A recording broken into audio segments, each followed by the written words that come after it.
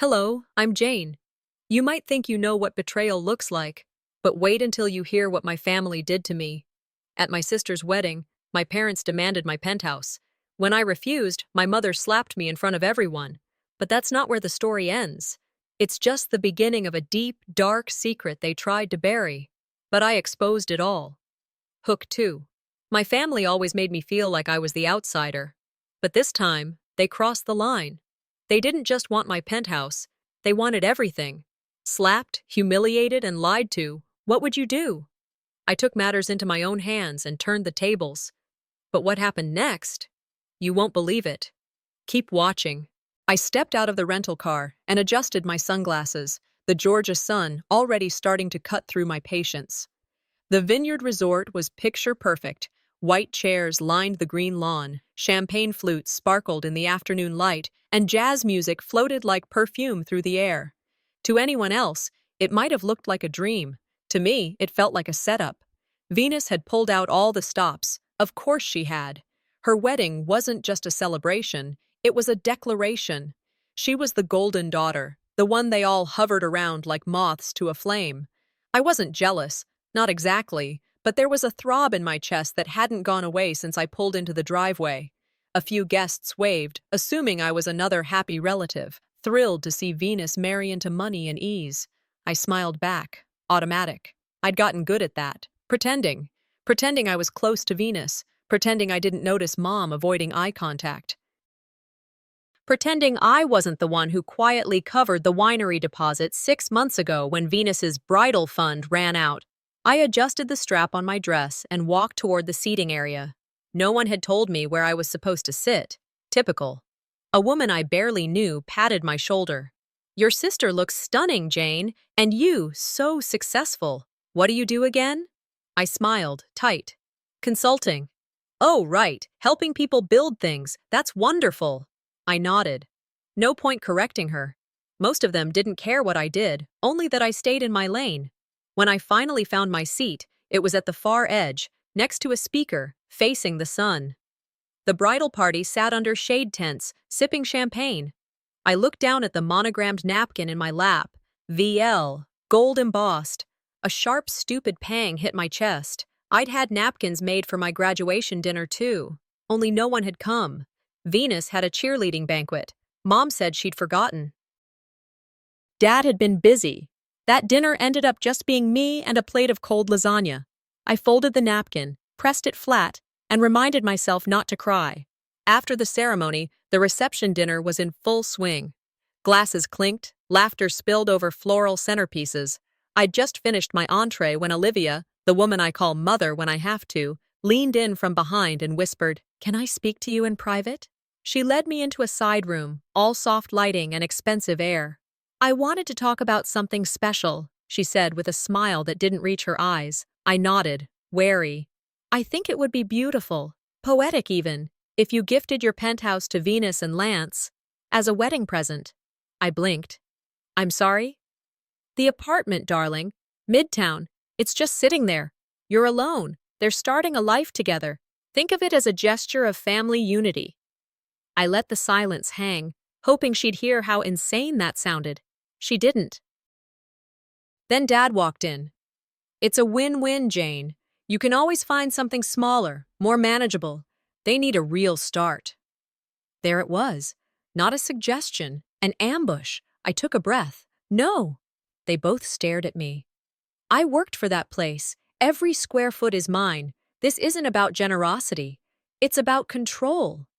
Mom's voice changed, sweetness gone. "You're always so bitter. You just can't stand seeing your sister happy." My jaw tensed. "I've always been the fallback, but I'm not the floor anymore." And that's when it happened. Her hand cracked across my cheek so fast, I didn't flinch until the sting set in. 2 catering staff froze mid-step behind her, horrified. I didn't cry. I just looked at her, straight in the eye. "You just showed me everything I needed to know." I walked out. Back at my table, the music had shifted to something upbeat. I sat, reached into my clutch, and opened my notes app. Time to tell the truth. Not just about today, about everything. And the missing savings bond Dad cashed without asking. The trust fund redirected to pay off Venus's tuition. The years of silence every time I spoke up. I'd protected them long enough, too long, for every quiet daughter told to be grateful. I stood, picked up my clutch, and left before dessert. No goodbyes, no hugs. Outside, as I waited for the valet, I opened my voice recorder. Let's begin. When I got home, the city felt like it had swallowed itself whole. The skyline blinked quietly behind my living room windows, too polished, too still. I kicked off my heels, let my clutch drop onto the marble counter, and set my phone and keys down with a hollow clink. For a moment, I just stood there, my fingers tracing the countertop edge, wondering if any of this really happened. The slap didn't hurt anymore, not physically. It was the shame that clung to me like perfume gone stale, public, humiliating, silent. I'd replayed it on the drive back, not to relive the moment, but to remind myself of what had shifted. Something snapped inside me, not loudly, not dramatically, just broke. I reached for a bottle of Cabernet, stopped halfway, then slowly pulled back. No, not this time. I didn't need wine. I needed clarity.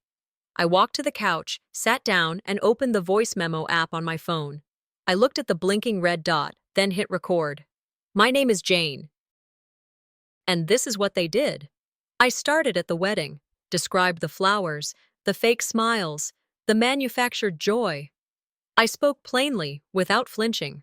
I told the truth about the penthouse request, how they ambushed me, how Dad called it a win-win, how Mom tried to make theft sound like family.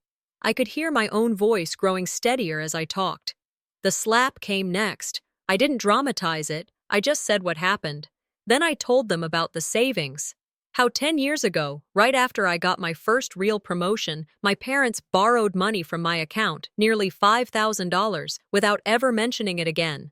I'd convinced myself it was for something important, a medical bill maybe. But years passed, and they bought a new couch, then a cruise. No one ever said thank you. No one ever brought it up. That recording, it wasn't therapy. It was testimony. For years, they'd dressed control in the language of love. We're family. We stick together. Don't embarrass us. Each phrase a thread in a noose I'd worn quietly. I paused the recording and stared at the screen. Then I hit resume. They don't want my love. They want my silence. I wasn't crying. My voice didn't shake. I didn't feel broken. I felt awake. I took a deep breath and let my mind wander back, farther than I expected. Chicago. I was 24, fresh out of grad school, offered a job in a firm that could have changed my career trajectory completely, the kind of job people waited years to land. I was excited, nervous, hopeful. I remember sitting across from my parents at our old dining table, telling them the news. They didn't smile. They didn't cheer. Mom reached across the table and said, "Honey, we just got used to having you here again." Dad added, "Family sticks together. You don't need to chase something far away." So I turned it down. I convinced myself it was the right thing, staying close, being available. A month later, they threw a surprise party for Venus. She had just landed a dance instructor role in Phoenix. "We're so proud," Mom had said. "She's spreading her wings." I remember standing in the kitchen that night, holding an empty plate, trying not to choke on the irony. That was the first time I understood. I wasn't supposed to fly. I was supposed to stay. Quiet, useful, invisible. I looked back at my phone. They never wanted my success. They wanted my obedience. That sentence hung in the room like a bell's last note. I closed the app, but something in me had shifted. Fully now. I wasn't just angry, I was alert. I grabbed my laptop and flipped it open. The screen flickered to life, and I dove into folders I hadn't touched in years, bank statements, email threads, text screenshots. I started searching. Old tax documents, wire transfers labeled family help, emails from Dad pressuring me to do the right thing. A message from Venus saying, "Jane's always been a soft touch, she'll fold." I saved everything, organized, dated, named the folder June Truth. Not for revenge, for memory, for proof. I stared at one email thread from 2 years ago. Dad had guilted me into sending $8,000 for a family emergency. 3 weeks later, they posted photos from a golf resort in Hilton Head. No one mentioned the money again. I whispered out loud, "If they want war, I'll give them a documentary." It was nearly midnight when I climbed into bed, the city outside still pulsing in neon. I hit play on the recording and let my own voice fill the room. It didn't sound like me. Not the me they knew. It sounded like someone done hiding. Some families are your birthright, others are your burden. I texted my therapist. "Can we meet tomorrow?" Then, almost without thinking, I opened Instagram. He drafted a post, nothing dramatic, just real, raw, honest. I didn't publish it. I didn't need to. Not yet. As I turned off the lamp, my phone buzzed. A text from my father.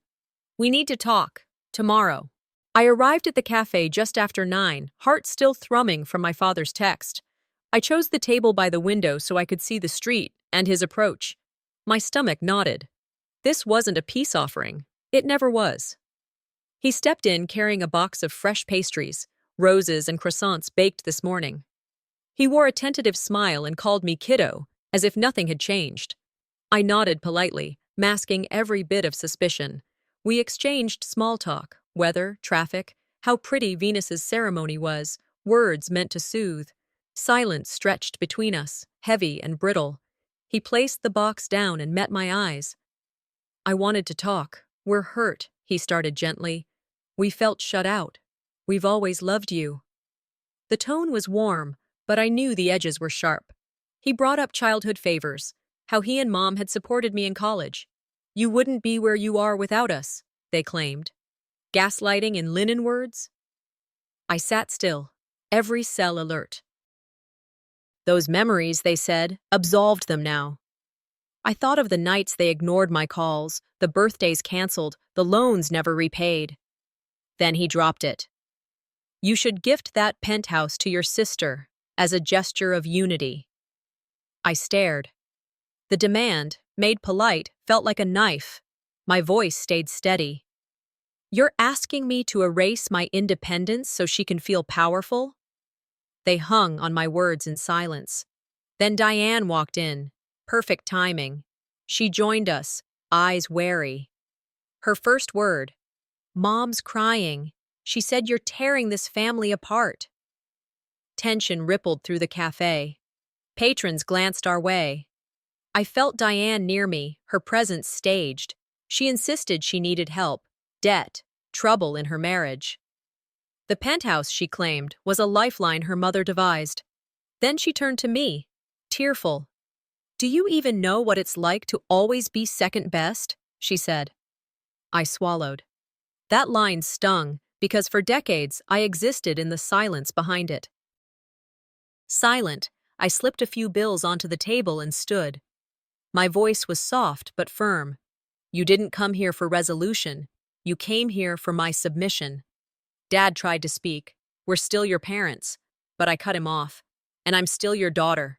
Just not the one you control." I walked out, chest tight, adrenaline humming. Not fear, but clarity. They would strike back. And I would be ready. I stepped into my penthouse, still feeling raw from yesterday's confrontation, but I tried to keep my breathing steady. The hallway lights cast long shadows over the marble floor. My hand reached for the doorknob, only to freeze. On the door's peephole, an envelope was taped. Manila, bold word, urgent, no return address. My heart lurched. I peeled it off, ripped it open. Inside, I found a legal notice, typed with attorney letterhead. The text demanded I turn over my penthouse property to my parents in accordance with family agreement or face legal action. My pulse thundered. I read and reread the few lines. It was abrupt, cold, and manipulative. They'd drafted a contract I never signed. They'd hidden signatures, clauses, percentages. I felt violated, not just emotionally, but legally. Hands trembling, I texted my lawyer. "They've started legal warfare." I stared at the Atlanta skyline through my windows, trying to ground myself. They thought they could corner me. They thought the public facade would shield them. I would prove them wrong. Later that afternoon, I walked into the sleek glass building downtown, the law firm representing my parents. The lobby was all polished steel and soft carpets. I nodded at the assistant behind the desk. She hesitated. "You have an appointment?" she asked. I placed my chin up. "I need to see Mr. Lawson. I'm Jane Rowe." She frowned, then disappeared. Moments later, Mr. Lawson emerged. He looked composed, too composed.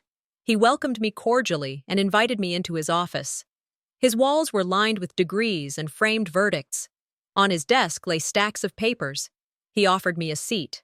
He slid out a document, the will amendment. My breath stopped. It was signed, dated 6 months ago, granting Meredith full rights over the penthouse. I had no memory of being asked. I asked if I'd signed it. He responded elegantly, "Your signature was included with authorization from your mother." It's all legitimate under state law. His smile was polite but predatory. I asked for time to consult my counsel. He leaned back, lips curling. "Time is a luxury you no longer have, Jane," he said. "We'll need a response by tomorrow morning, or your rights will be in jeopardy." He placed the document in front of me, then stood. He walked me to the door with the same smooth detachment as if escorting a client, not an adversary. As I exited the building, my phone buzzed. A new alert. I opened it and saw a video clip posted in a private family group chat. The slap, the dinner reception, and a voiceover from Mom. He made me lose face. Comments were pouring in. Friends, relatives, acquaintances quoting it, sharing opinions. It was humiliation made public. My world shifted. I realized the fight was no longer private. They turned my pain into spectacle. I clenched my fists and let the noise flood in, but I felt strangely calm below the storm. I wouldn't let them control my narrative. Back in my penthouse, I locked the door, pulled down every shade, and centered myself. I gathered my files, the scattered receipts, bank statements, the voice memo, every email from the last decade. I grouped evidence intentionally. I called my attorney. I laid out the plan. File a counter notice, demand removal of that video, craft a press statement exposing their misdeeds. My fingers hovered over the send button on a message to Mom and Venus. Polite, firm, factual. I paused, heart pounding. Before I could tap it, there was a knock at the door. The lights flickered, then went out. Darkness pressed in. The lights snapped off before I could reach the switch. 1 second I was scanning the room, the next, darkness swallowed everything but the faint glow of city lights through the windows. My heart slammed. I stood still, listening. No hum of the refrigerator, no ticking clock. Only silence, thick, heavy. I slipped through the shadows toward the kitchen drawer, fumbled for the blade I kept there, just in case. My fingers closed around the cold steel. With phone in hand, I tapped the security camera app. The feed was gone. Disabled. I swallowed hard and backed to the closet. Closed the door. Quiet. I texted my lawyer. Someone's inside. My breath caught as a shadow passed across the hallway slit. I pressed myself flat, 911 ready to send. Sirens echoed faintly, then vanished. The intruder was gone before law arrived. When the police finally came, they walked through every inch of the apartment. No broken windows, no pried locks. But the camera panel had been tampered with, wires cut, lens blocked. I felt exposed, violated in a way I'd never known possible. The detective gave me that half smile, like I was dramatizing. "Could be staged," he said. Cold fire flickered inside me. I asked for extra patrols. "Change locks overnight," I told my attorney on the phone. I considered who could have done this, not a random burglar. This was signature, a warning, a message. Bow down. Next morning, a court summons waited on my front stoop. I stared at the heading, complaint for harassment and emotional assault. Diane's name was inside. She claimed I'd threatened her. Audio recordings attached. I felt bile rise in my throat. They had cut and twisted my words before. But now they meant to weaponize them. At the precinct, my attorney stood by me while they played a clip, my voice saying, "You'll regret this." In full context, it was about their legal threats, but clipped, it became a threat against her. I kept still. Inside, anger coiled. The officer asked me to explain. I simply answered truthfully. My attorney demanded full recordings and warned them that manipulated audio is inadmissible in most courts. I stayed composed under pressure. Back at home, wine in hand, I sat in darkness and let the full weight of the fight settle on me. I remembered a phrase from my college days. Truth doesn't scream, it waits. And it finally had my attention. I typed an email to my therapist. I'd like a copy of all session transcripts from our time. If there was anything in those pages that proved the patterns, I would use them. I called my old college friend working in journalism. Let's talk tomorrow. Then I drafted a public statement, not broadcast yet, but real. My finger hovered over send. Then my phone flickered with a message I never wanted to see. An old photo. Me, in my childhood room, tears on my pillow. The words beneath, "Remember this?" A target code, not a memory.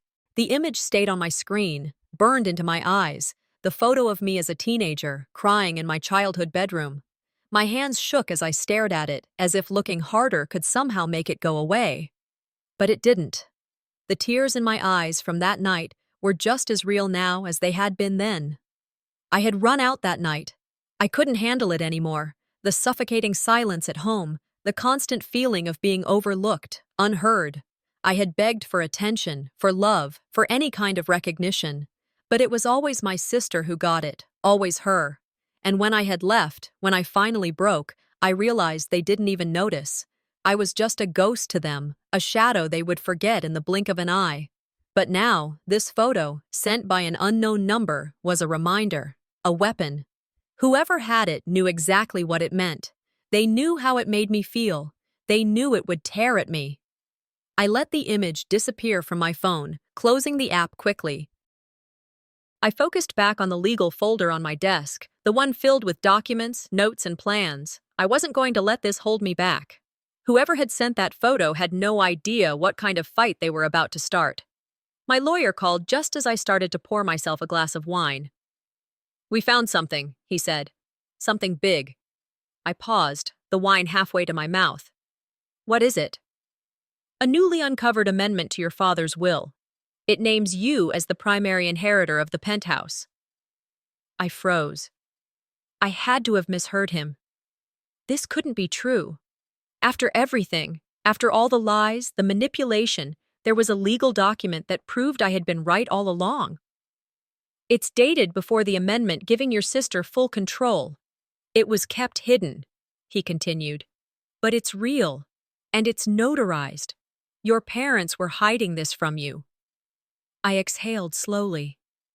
This was it. This was the piece I had been missing. The proof. They had tried to take everything from me, but now I had something that could turn the tide. "Meredith and Elise won't go down without a fight," he warned, his voice lowering. "They'll challenge it aggressively." I sat back in my chair. The weight of it all was starting to sink in. This wasn't just about the penthouse anymore. This was about power, control, and truth. I decided right then that I wasn't going to back down. Not anymore. I had to take control of the situation, once and for all. I quickly drafted a statement, a short but pointed message about the will. I would give them one last chance to negotiate, but if they didn't, I would release the document publicly. There was no turning back now. As I was preparing to make contact with the press, a video conference invitation popped up on my screen. It was from the family's press liaison. I clicked on it, expecting a simple meeting, but what I saw made my blood run cold. Meredith appeared on the screen, looking perfectly put together in front of a backdrop of family photos.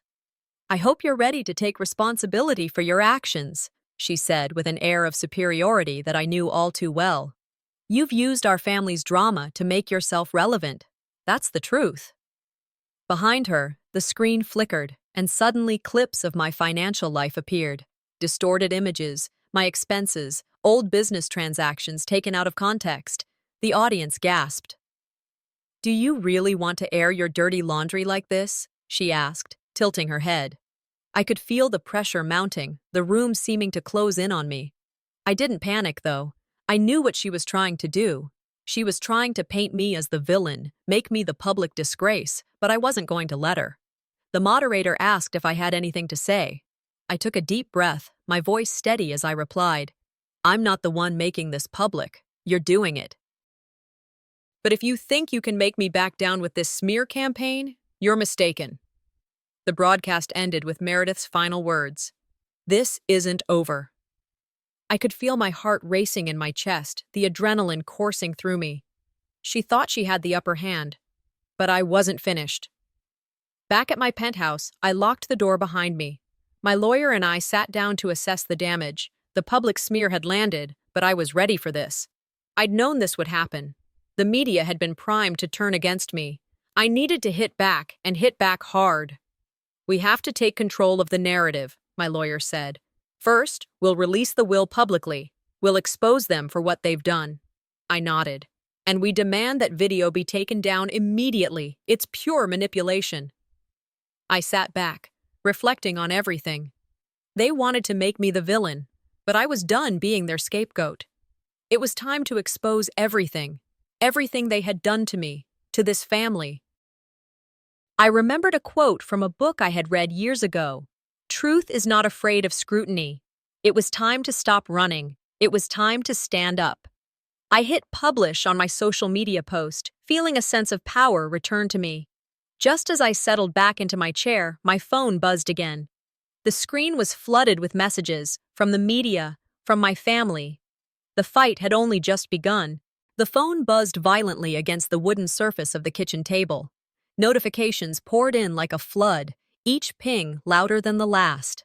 News outlets, social media, family chat groups, all of them were buzzing with the same thing. Screenshots of my audio recordings, the video slap from the wedding, and partial transcripts of private conversations, the ones I thought only a few trusted ears had heard, were everywhere. Headlines screamed at me. "Bride's brother accuses family of theft in viral mess." My stomach twisted in knots as I scrolled through the endless comments, the waves of judgment crashing in from every direction. I had crossed a line. There was no going back now. I could feel the pressure building with every new alert, every new message, every new post. My lawyer had warned me I had just entered the public trial zone. This was no longer just about my family. This was about the entire world watching. I had been thrust into the spotlight, and now I had to own it. They thought I'd be broken by this, that I'd shrink in the face of public scrutiny, but I wasn't going to back down. This wasn't their narrative anymore. This was mine. I sat at my kitchen table, my fingers hovering over the keyboard as I began drafting a statement. It had to be perfect, measured, direct. I would release it to the media simultaneously, control the narrative before it spiraled even further. The moment I hit send, I felt the first wave of relief. It was done. But as I hit the button, another notification popped up, and I couldn't help but click on it. Meredith. She had already struck back. A link to a series of private diary entries from my teenage years, moments that I had long buried and tried to forget, moments that they knew would hurt me, expose my weaknesses. They twisted the narrative. They made me sound unstable.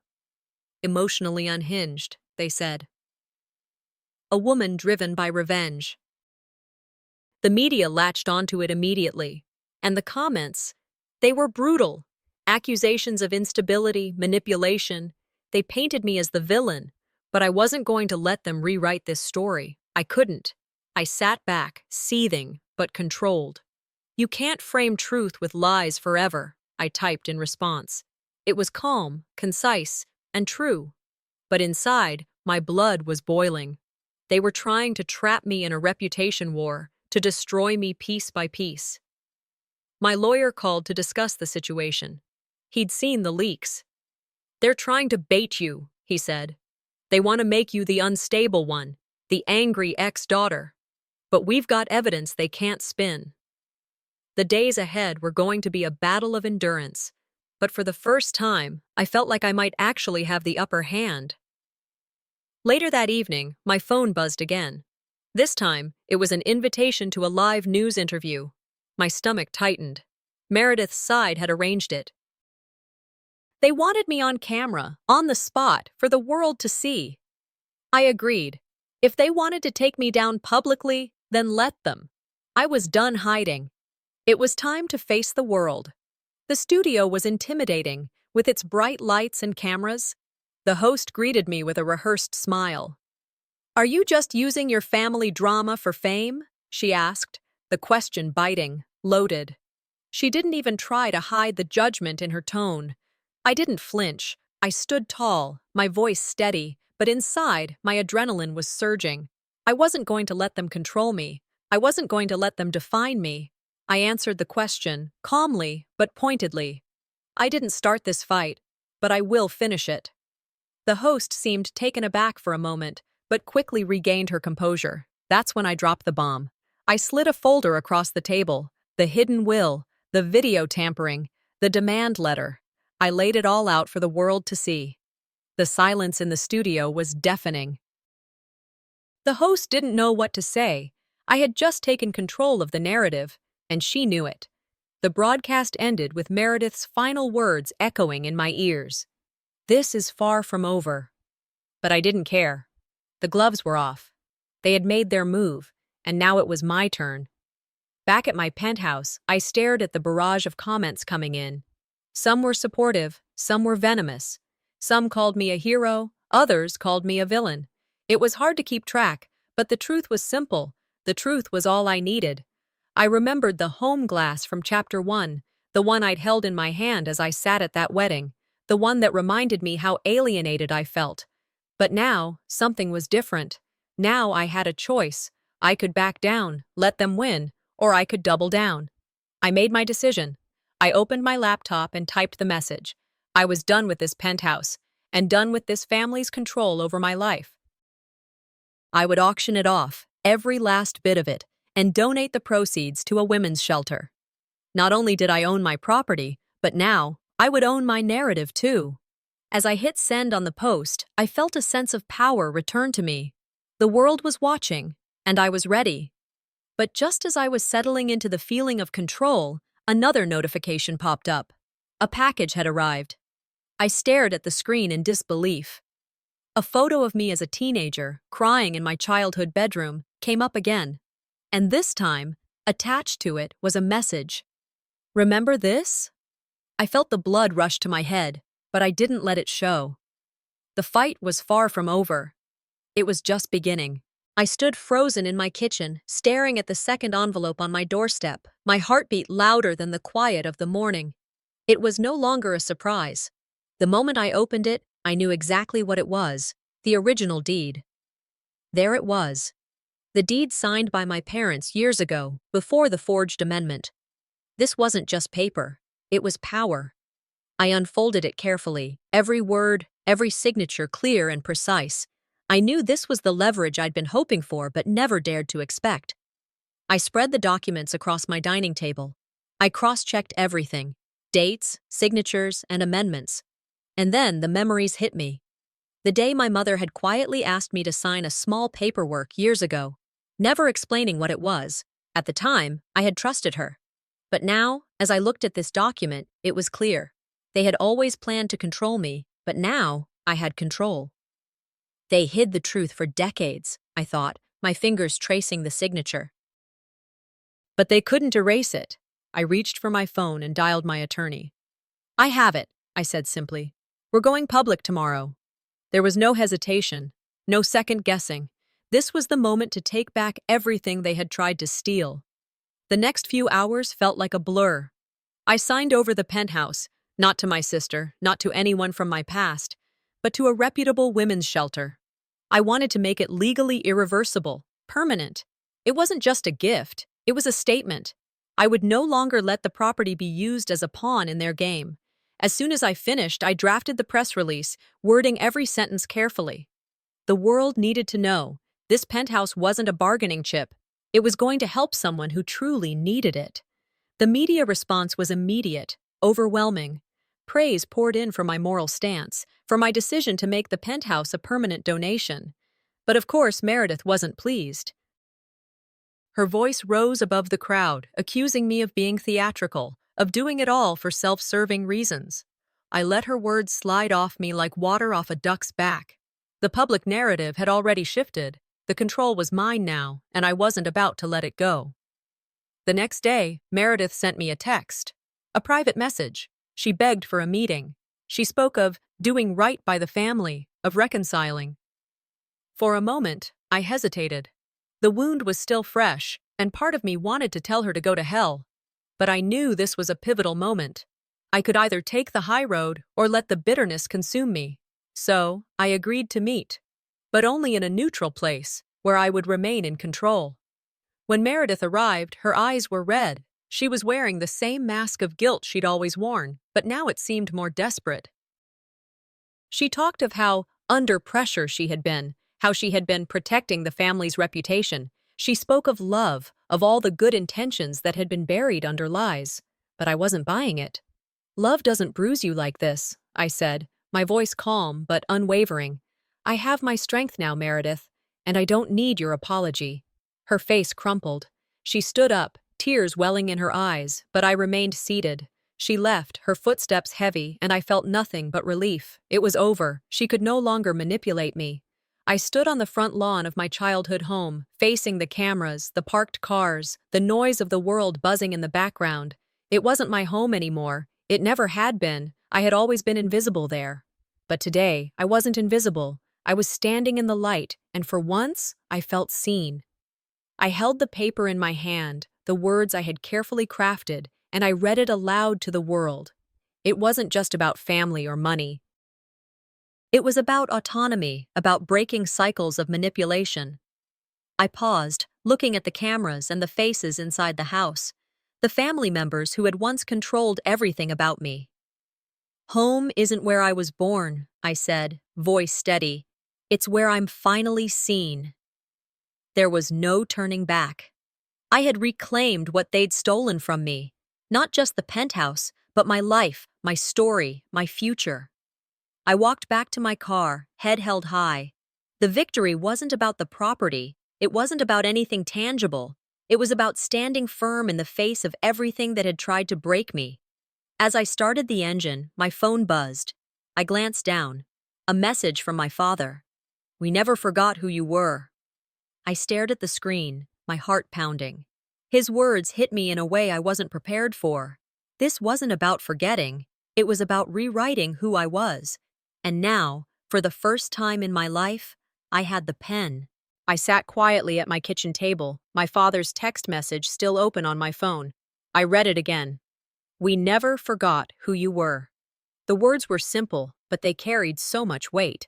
A part of me wanted to scream in response, to tell him how much he had hurt me, how many years he had let pass in silence, but I didn't. Instead, I typed a short reply. "I know. Thank you." I placed the phone down, staring at the screen. Closure. What did that really mean? For so long, I had been searching for it, thinking it would come with an apology, or a grand gesture, or even a final confrontation. But as I reflected on the years, I realized closure was not about them. It was about me. About how I chose to let go of the past, not because I had forgotten, but because I had chosen to redefine myself. I thought back to a time when I was a teenager, sitting on the roof of my high school building, wishing for a life where I didn't have to pretend anymore. A life where I didn't have to live in the shadows of my family's expectations. That was the moment I realized I had been carrying someone else's story, and it wasn't mine to carry. Now, as I sat there journaling for the first time in years, I wasn't writing to process the pain anymore. I wasn't searching for answers. I was simply documenting my growth. "Some bridges need burning," I wrote, not out of hate, but to light the path forward. The words felt right. I wasn't angry. I wasn't broken. I was finally free. The courthouse was cold, sterile, and yet, standing there with my attorney beside me, I felt an unexpected sense of peace. The final legal matters were now closing. The penthouse deed was officially donated to the women's shelter, and the ties that had bound me to my family's property were severed. The certificate that my lawyer handed me confirmed it all. The battle was over. I glanced down at the court record, now public, sealed with the truth I had once feared to speak. And then I saw it. My father's name on the amendment. He had signed it months ago, a quiet affirmation of my truth. He hadn't told me, and he hadn't told Meredith, but he had believed me. His way of standing by me, even in silence. Tears welled up in my eyes, not from sadness, but from a strange comfort. Maybe not all love is loud. Maybe sometimes love is found in quiet acts of support, in the things that go unspoken. I closed my eyes for a moment, feeling the weight of everything that had happened, everything I had fought for. It was done. A new chapter awaited. I was packing the last few boxes in my modest, sunlit apartment. It was smaller than my old place, but it felt like home. Real home. I had joined a community here, people who understood the complexities of family, of identity. I had started hosting workshops for young women dealing with toxic family dynamics, helping them find their voices, their strength. It was fulfilling work that made me feel like I was finally making a difference. A local journalist reached out, asking to cover my journey, but I declined. "The story's done," I told them. "Let the impact speak." I didn't need anyone to tell my story anymore. I had already told it, and I was ready to move forward. I made new friends, real friends, not the kind who judged or took, but the kind who shared. We laughed over iced lattes and swapped stories. There was no need to prove anything anymore. I set up my new office, pinning a small photo of the penthouse above my desk, not as a trophy, but as a reminder of a chapter closed. That life was behind me. This life, the one I was building now, was mine. This isn't a fairy tale ending, I thought, taking a seat at my desk. It's something better. It's mine. I stood by the balcony of my new apartment, watching the sun dip below the horizon, casting the sky in hues of orange and purple. It felt peaceful, the kind of quiet that only comes after a storm. I took a deep breath and then looked directly into the camera, addressing the viewers who had followed my journey. "You don't owe anyone your peace just because they gave you your name," I said, my voice steady and calm. "You don't need an apology to validate your pain. The only validation you need is from yourself." I paused for a moment, letting the words sink in. Then I smiled. "Forgiveness isn't about them," I continued. "It's about giving up the hope that the past could have been any different." I remembered Oprah's words, and they rang true in my heart. I thanked those who had stood by me, and even those who had doubted me. Both had made me stronger. The final scene was simple. Me, sitting on my balcony, sipping tea as the sun set. The silhouette of my figure was calm, solid, and real. This was the new beginning I had fought for. And then, as if on cue, my phone buzzed. I opened the message. It was an anonymous letter with no return address, just one line. "You're not the only one who knows what they did." I felt a chill run through me, but I didn't let it shake me. Whatever came next, I was ready.